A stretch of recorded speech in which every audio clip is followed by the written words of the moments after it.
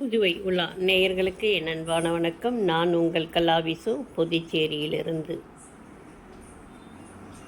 புதுச்சேரி ஒரு ஆன்மீக பூமி. இங்கு 50க்கும் மேற்பட்ட சித்தர்கள் வாழ்ந்திருக்கிறார்கள் என்று கூறுகிறார்கள். இவர்களது ஜீவ சமாதிகள் புதுச்சேரியில் இன்றும் காண கிடைக்காத அற்புதமாக விளங்கிக் கொண்டிருக்கிறது.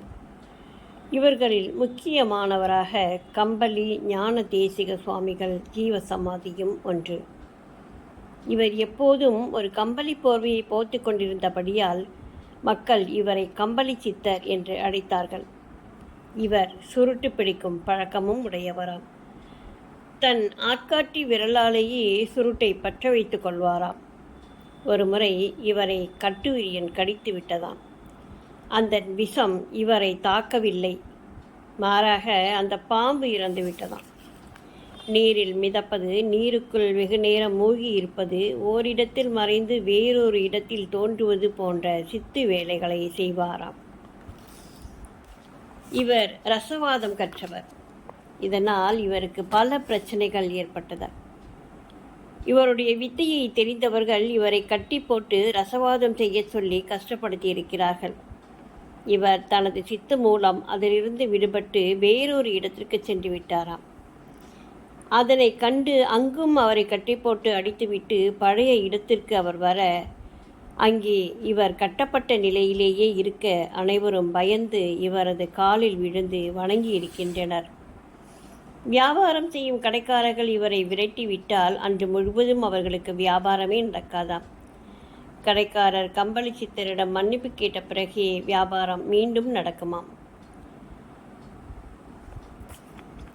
இவர் 1874ஆம் ஆண்டு டிசம்பர் மாதம் வெள்ளிக்கிழமை ஜலசமாதி அடைந்திருக்கிறார்.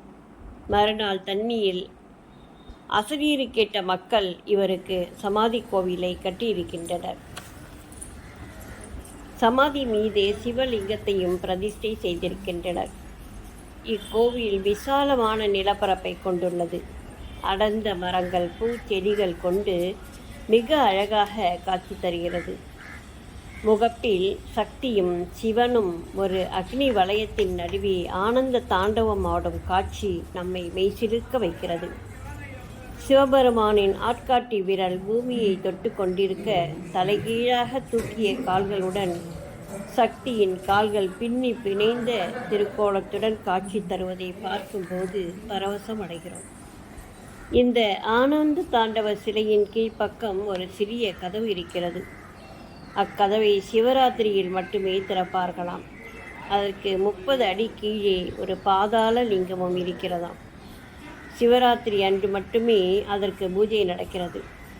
அப்போது சிவன் சக்தி ஆனந்த தாண்டவ சிலையை சுற்றி பக்தர்கள் கையில் விளக்கேந்தியபடி சிவநாமத்தை சொல்லுவார்களாம்.